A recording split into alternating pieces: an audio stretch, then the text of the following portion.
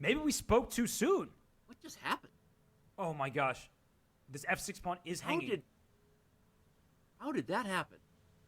So we are back in business with Epic Chess, and I've got another very exciting game coming your way. Now, more on the clip that you've just seen in just a moment, but first, where have I been for 2 weeks? Well, in case you missed my final video before I went on holiday, I've been away for a couple weeks on vacation. Now, I was doing this family cruise thing around Norway and that kind of region, so that's the reason I've got no tan. Not that I would get one even if I'd gone to the Med, because I just burn, right? Anyways, that's where I've been for 2 weeks, so no chess. But of course, I've been following awesome stuff going on in the Magnus Carlsen performances. Then we had this Bullet Chess Championship, and that's what I'm focusing on today. This is the grand final between Hikaru and Magnus.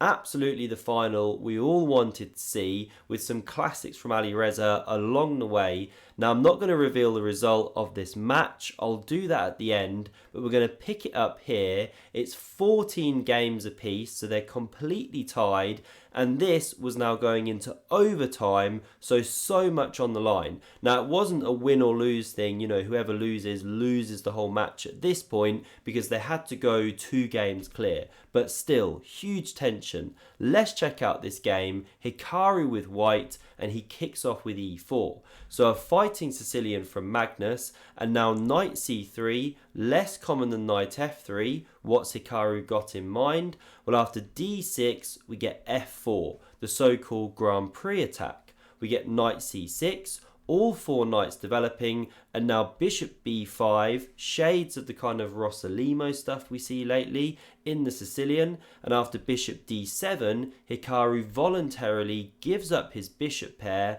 Why? Well, now he can go pawn d3, he's got rid of that bishop, it's not stuck inside the pawn chain like a bad bishop, and he can generate this quick initiative in the centre on the king side. So e6 from Magnus, we get castles, bishop e7, and now a classic attacking move, queen e1, transferring that queen over to the king side, getting ready to launch the attack on the black king. And because the knight was eliminated, you've got not got to worry about any of this stuff, you know, hitting c2.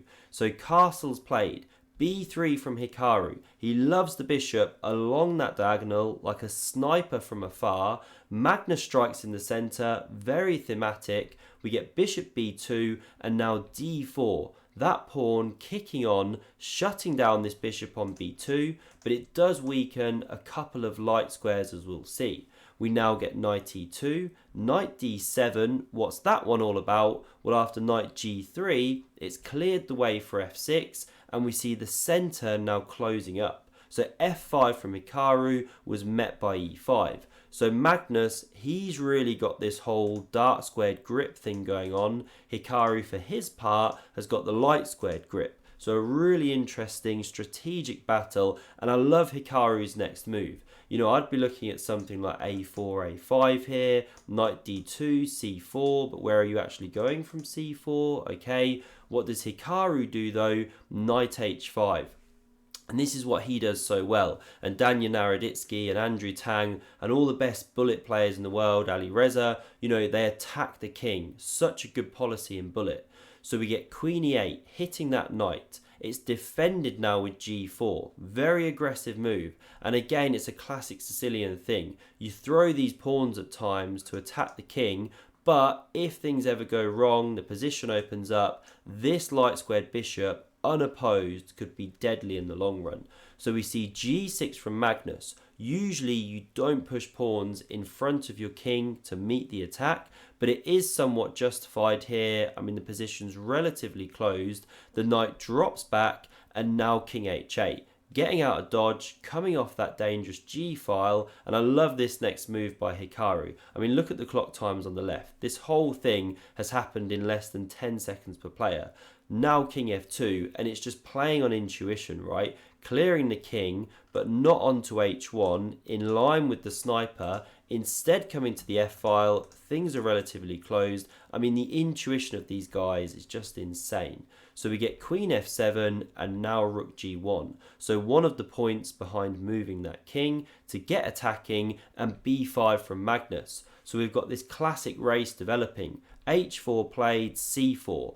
Both players attacking on opposite sides, and that's when every tempo is key. So we get takes on g6, pawn recaptures, pawn h5 from Hikaru, and Magnus is never taking that pawn. You've got to keep things closed, don't rip open lines towards your king, but note now you've given up the f5 square, but in turn black's got control of f4, and there's a really fascinating battle now. Who can sink a knight onto that outpost, in the long term? So Hikaru jumps in immediately and knight c5 from Magnus. Classic journey, e6 into f4. We get queen e2, slightly weird looking move, walking into this stuff, but it does put pressure here. Knight e6 now played, heading for f4, and Hikaru immediately responds. He can't let the knight just hit the square unopposed. So Magnus brings a rook to the c-file. Hikaru now goes bishop d2, and we get bishop a3, taking advantage of the last move, and I really love the positional idea that Carlsen now unleashes. So we get takes played by Hikaru, pawn recaptures, rips open the b-file, Hikaru takes the open line, first one on the pounce, and now, the commentary team were looking at taking, open the c line for the rook, get those lines open on the queen side, why not, very logical, but c3, why would you shut down the open lines of your rook, your cannon, blasting down? Well, after the bishop drops back, bang, here's the positional idea. They're finding these deep, amazing ideas on seconds. Now the knight has got access to f4, the queen retreats, and what a monster this is. Because white's got no dark squared bishop, whereas black can actually chop this one off, and then, okay, you're doing well. You've eliminated that amazing one. I mean, yes, white can remaneuver at some point. Sorry, like this, h1, f1, g3, blah, blah, blah. But okay, it's going to take a long time to get there, plus there might be a pawn on the square. So here, rook b8, played by Magnus, challenges that file. Hikaru takes, rook recaptures, rook b1, and he probably thinks, I'm doing well here, I'm taking the open file, maybe he can look at rook b3 soon, then things are turning. But this is a quality move from Magnus. He plays rook to b2. Just jumping back one, by the way, there was this amazing tactic of knight takes on d3 with check, because if the queen recaptures, you drop the rook here, and if the pawn recaptures, there's queen takes on a2 with check, and you pick up the rook, and there's no rook b2, it drops. There's no knight d2 covering the rook, or the pawn takes. Really nice tactic.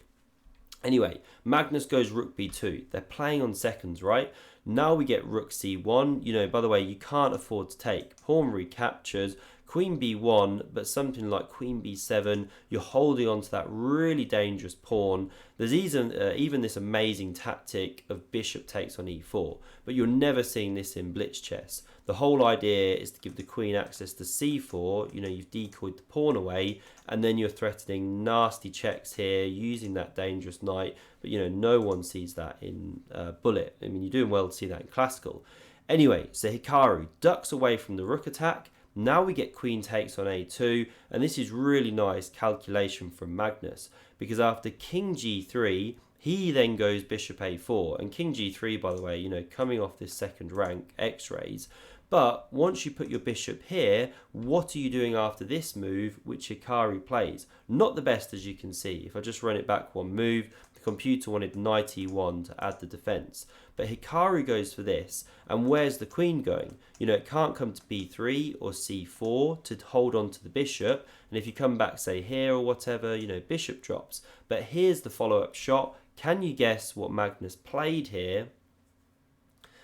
So the move he played was bishop takes on c2. You could also take rook takes on c2 there, with the idea being that if you take here, then you can take here. There's still follow-up checks, the pawn is running. But okay, he does it like this. The queen moves away, because by the way, if you take, there's takes, and this is good for black. You're 2 pawns up. This is a pass one, this is a pass one, and this one's just so dangerous, basically, completely winning. So the queen ducks away, and now here, Magnus plays the move that the commentators are just super puzzled by. They're like, what's going on? I'll give an action replay of their reaction in just a moment. But finishing off the game here, let's see what Magnus played. So he goes bishop takes on d3. Better was simply retreating this queen to f7. Now he allows Hikaru to take. What the hell is this all about? Rook recaptures. Well, here's Magnus's thoughts. I've now got this very dangerous pass pawn and a second one, and you're threatening to take this next pawn with the bishop, then these ones would be rolling. And how do you actually defend this pawn?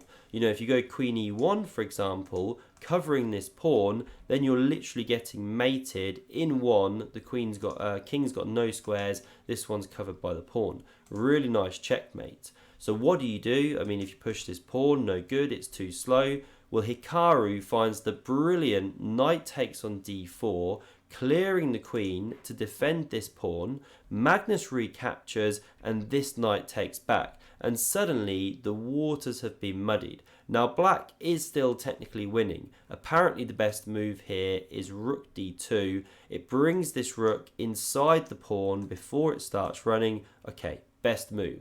What does Magnus do? He goes rook g2 check. Such a logical idea, and they're playing on low time. Now he would have been hoping for queen takes, knight recaptures, king takes, and then you push on and you're simply winning a knight, completely one endgame, you're a bishop up.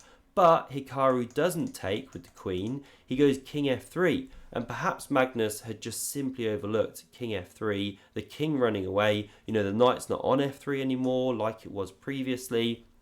And now when Magnus pushes on with queen to c2, Hikaru finds the stunning queen to a1. Look at how he's generating the counterplay now, coming onto that long diagonal. So rook d2 is now played, preparing rook d1, then pushing the pawn. You can see the eval bar jump, by the way. You know, if I just go back and move, what did the computer want here? Okay, rook h2. I didn't look into all the subtleties. Why? This is bullet chess, right? So rook d2 played, really logical, but now the knight takes on c2. Knight f5, also a good move, by the way. Now we get rook recaptures and queen takes with check. And suddenly white is now winning from a completely lost position. So the king moves up, and here it's just a travesty for Magnus because he's expecting queen f7 check. We get queen takes here, and he's pre-moved this one.